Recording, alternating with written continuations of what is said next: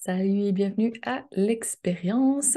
En fait, l'introduction à l'expérience Meilleures habitudes, meilleure vie. Aujourd'hui, on est dans l'introduction à une meilleure vie, jour 1. Donc, bienvenue, installe-toi confortablement. J'espère que tu es prête à faire un peu de travail d'introspection aujourd'hui. Pour commencer, je vais te demander de poser l'intention de créer une meilleure vie. Ensuite, je te laisse être créative sur les moyens, sur la forme que ça va prendre et sois ouverte à toutes les possibilités.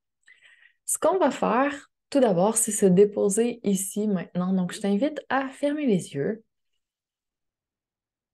à commencer à respirer un peu plus profondément, un peu plus consciemment. Donc, pense vraiment à tes poumons, à ta cage thoracique qui prennent de l'expansion sur les côtés, en avant, en arrière à l'inspiration. Et à l'expiration, tu laisses le tout se resserrer vers le centre comme un ballon qui se dégonfle. À l'inspiration, le ballon se gonfle au maximum. On inspire par le nez. Et à l'expiration, on expire par la bouche.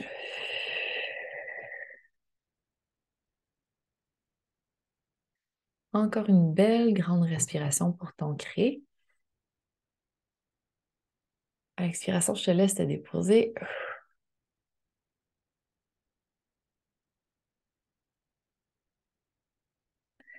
Et je t'invite à laisser monter le premier mot qui te vient par rapport à ce que ce serait pour toi une meilleure vie. Peu importe le mot qui vient, c'est le mot juste pour toi. Et tu vas pouvoir le noter. Je t'invite à faire le travail avec moi aujourd'hui dans le cahier Notion que je t'ai préparé. Donc, tu vas pouvoir avoir tout au même endroit. On va ajouter au fur et à mesure les autres jours, ce qui va faire en sorte que tu vas pouvoir progresser avec moi. Donc, si tu le veux bien, je commence avec ma définition à moi de ce que c'est une meilleure vie. En fait, ce serait une vie qui te permet de te sentir 100% bien dans toutes les dimensions. Donc, on parle de dimensions physiques, mentales, émotionnelles, énergétiques et spirituelles, et également dans toutes les sphères de ta vie. Et ça va être notre thématique aujourd'hui. On va jeter un œil à toutes les sphères de notre vie. Donc, je t'en reparle dans quelques instants. Ce qui fait en sorte que cette définition va se traduire de manière complètement différente chez une personne versus chez une autre. Et c'est parfait comme ça. La seule contrainte que ça amène, si on veut, c'est que on ne peut pas avoir une formule toute faite qui est coulée dans le béton et qui va convenir automatiquement à tout le monde. Parce qu'on ne recherche pas forcément la même chose, chacune d'entre nous. Ce qui fait que on va devoir faire un petit travail d'introspection pour se demander justement comment ça s'illustre concrètement pour moi une meilleure vie. Donc, j'ai un petit processus à te partager. Aujourd'hui, on va faire ensemble le bilan des différentes sphères de notre vie et les jours suivants, on va utiliser ce bilan. Donc, si tu te demandes ce qu'on va faire, on n'est pas rendu là. Commence par faire le bilan. Fais confiance au processus et je te reviens avec la suite dans les prochains jours. Donc, si tu es prête, on va commencer par identifier par rapport à toutes les sphères de notre vie notre niveau de satisfaction. Et on va faire de 1 à 10. Donc, 1, ça va être peu satisfait, 10, complètement satisfait. Et ce que ça va faire, ça va te permettre de fixer des priorités. Parce qu'on va travailler avec 8 sphères de vie, ce qui fait en sorte que si on veut travailler toutes les sphères en même temps, ça va être beaucoup de charge mentale, ça va être beaucoup d'actions à mettre en place, ça va être beaucoup d'habitudes, beaucoup de changements et c'est un peu trop. Donc, ce qu'on veut faire, c'est y aller à petits pas. On n'est pas pressé. On va étaler le travail un peu dans le temps pour que ce soit plus facile à digérer, pour que ce soit plus facile à gérer pour notre mental et que ce soit plus durable dans le temps aussi les changements qu'on fait. Quand on est trop extrême, qu'on veut tout changer du jour au lendemain, souvent, ça ne tient pas la route. Que ce soit un régime super extrême, on commence à s'entraîner de façon super extrême au gym en début d'année, par exemple. Les fameuses résolutions, c'est souvent ça, c'est un peu trop extrême. Puis après, il n'y a plus rien. Nous, on avance à petits pas, lentement, mais sûrement, et ça va nous mener loin. Donc, voilà ma philosophie par rapport à tout ça. Alors, ce que je t'amène à faire, c'est à ouvrir ton cahier d'exercices et on va aller voir un petit peu plus précisément ce qu'il y a à faire dans le bilan. Donc, quand tu vas sur Notion, tu vas pouvoir copier le cahier que je te propose et y aller avec le jour 1. Donc, descends un petit peu dans la page et tu vas trouver les endroits où tu peux noter ton intention. Tu vas pouvoir noter le premier mot qui t'est venu en lien avec une meilleure vie. Et après ça, je t'explique un petit peu les objectifs, pourquoi on commence le bilan en notant les différentes sphères de notre vie. Et là, on arrive à la sélection où je te demande quel est ton niveau de satisfaction de 1 à 10 par rapport aux sphères de ta vie. Et les sphères sont sphère 1, carrière et mission de vie, sphère 2, famille et couple, sphère 3, santé et bien-être, 4, finances, 5, vie sociale, 6, environnement de vie, 7, loisirs et hobbies, et 8, mais non, la dernière mais non la moindre, actualisation et spiritualité. Donc, dans la deuxième colonne à côté, tu peux noter le chiffre. Comme ça, tu vas les avoir de façon visuelle. Si tu as besoin d'un petit peu plus d'explications sur les différentes sphères, ce que tu peux inclure dedans quand tu réfléchis, quel est ton niveau de satisfaction, je t'invite à écouter l'épisode de podcast que j'ai fait sur le sujet. Je vais te mettre dans les ressources de cette section de bilan. Donc, tu auras tout dans ton cahier Notion. Si jamais tu veux élaborer un petit peu plus, aujourd'hui, on va droit au but. Donc, je te laisse aller chercher des ressources supplémentaires si tu as besoin.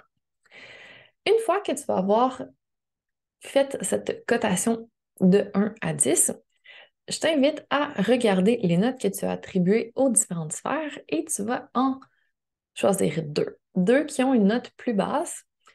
C'est pas obligé d'être les deux plus basses, mais je veux que tu identifies les deux sphères que tu trouves prioritaires sur lesquelles tu voudrais commencer à travailler en premier lieu. Donc, encore une fois, tu as un espace dédié pour ça, sphère numéro 1, sphère numéro 2, et après ça, tu vas pouvoir les retrouver facilement. Ça, c'était la partie facile. Donc, une fois que tu as noté tes deux priorités, je vais te demander d'aller un petit peu plus loin.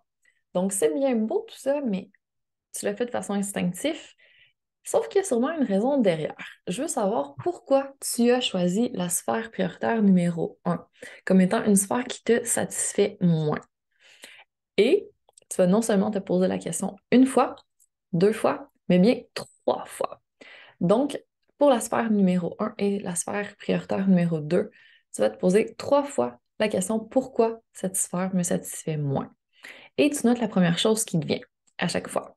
Sauf que à chaque fois, tu vas devoir creuser un petit peu plus loin parce que ça va devenir de plus en plus profond comme réponse. Ce que je veux t'amener à faire, justement, c'est un petit peu d'introspection sur ce qu'il y a derrière. Est-ce que c'est de la peur que tu vas pas arriver à changer, donc tu n'as pas touché à cette sphère depuis longtemps?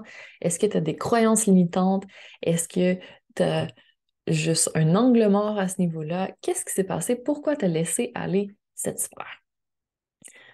Il n'y a pas de jugement là-dedans, c'est vraiment de l'observation. Donc, on se met en position comme si on était un petit oiseau sur une branche et qu'on regardait de haut. Tout ça, on essaie de garder le moins d'émotions possible là-dedans. C'est vraiment purement, on creuse au niveau de notre mental et on va aller chercher, oui, peut-être les émotions, le côté énergétique qu'il y a derrière ça.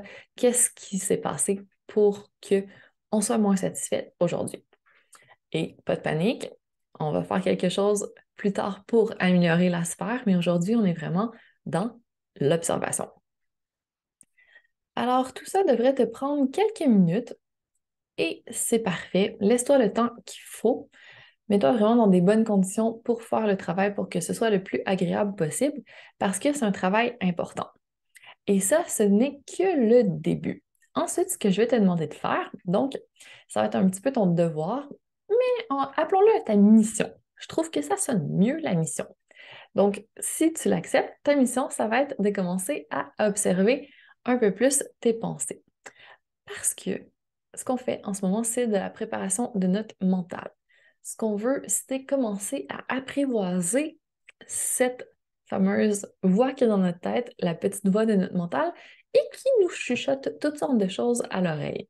Donc, si tu n'as jamais été en contact avec cette explication, si t'as jamais écouté le podcast Feel Good, si t'es nouvelle dans l'univers Feel Good, ben, bienvenue dans le travail de ton mental.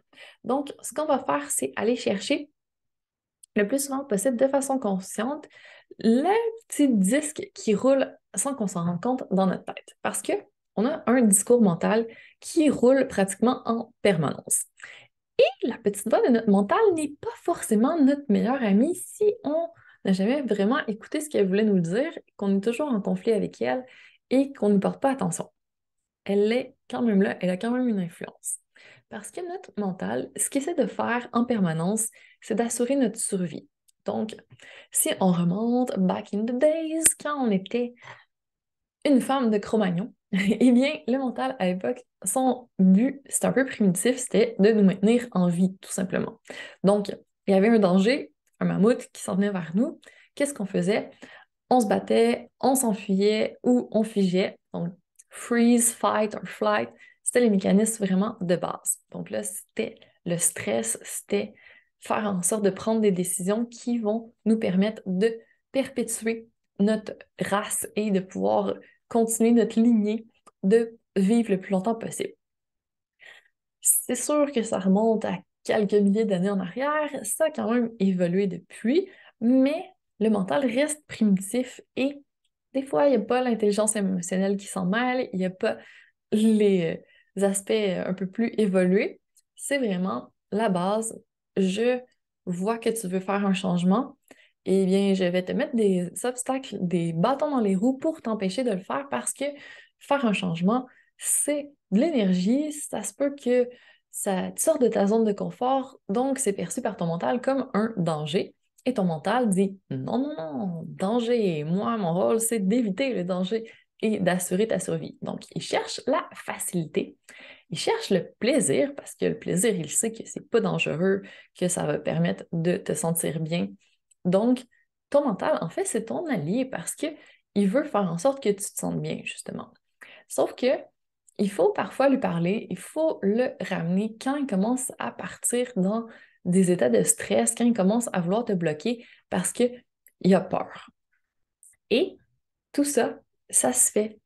Il y a différents moyens d'y arriver, mais pour l'instant, on n'est pas là. Tout ce qu'on veut, c'est juste commencer à identifier le petit disque qui roule dans notre tête non-stop, les pensées récurrentes qu'on a durant la journée, parce que souvent, c'est les mêmes. C'est assez impressionnant de voir que c'est toujours la même chose qui roule en boucle.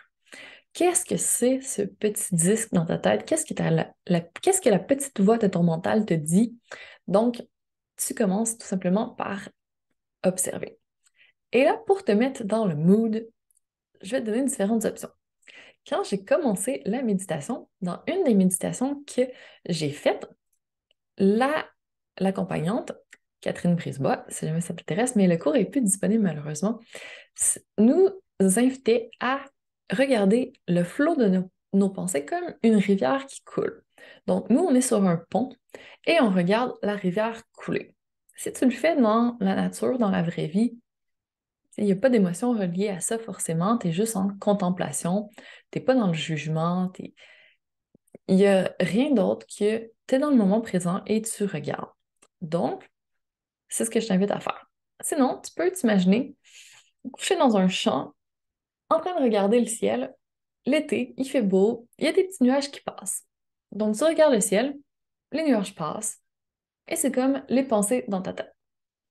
Il y a des petits nuages qui passent, et tout simplement, tu les regardes passer et tu les laisses partir sans attachement particulier. Donc, prends-le du point de vue que tu veux. Soit tu es un petit oiseau sur une branche et tu regardes le paysage qui se passe en bas. Soit tu es un observateur d'une rivière qui coule ou des petits nuages qui passent dans le ciel et tu es tout simplement là, en train de prendre conscience de ce qui se passe sans jugement, sans attachement, sans quoi que ce soit derrière. Et déjà, je te jure que ça va être un travail difficile parce que tout de suite, tu vas te dire, je suis vraiment en train de me dire ça, non, ça n'a aucun sens. Comment ça se fait que je suis aussi négative? Comment ça se fait que je suis aussi dure envers moi-même? Comment ça se fait que c'est aussi nul ce que je suis en train de penser? Et là, quand ça arrive, je veux que tu te réalignes le plus rapidement possible en te disant, OK, je respire, c'est pas grave, j'observe. Je savais pas avant. À l'avenir, je pourrais faire mieux, mais pour l'instant, je laisse ça comme ça. Je note sur Notion. Donc, j'ai mis des observations, mais tu peux rajouter des lignes après en cliquant sur les 6 petits points au bout de la ligne. Tu cliques dessus et ça va te donner l'option de insérer en dessous et tu vas pouvoir rajouter des lignes. Ou tu peux la dupliquer, tout simplement, comme tu veux. Si jamais tu as des difficultés avec Notion, tu me diras. Mais voilà ta mission pour aujourd'hui. C'est pas plus compliqué que ça pour le jour 1 de l'introduction à une meilleure vie. J'espère que ça t'a plu. Si tu as des questions, des commentaires, quoi que ce soit, n'hésite pas à me rejoindre soit en répondant au mail que je t'envoie, soit en communiquant avec moi via mon site web, andréannegagnon.ca, /contact, si jamais tu veux aller directement au formulaire de contact, ou encore en communiquant avec moi sur les réseaux sociaux. Ça va me faire plaisir, peu importe le moyen que tu choisis, de parler avec toi. Et sur ce, je te laisse à tes réflexions. Je te souhaite une magnifique suite de journée et je te dis à très bientôt pour la suite.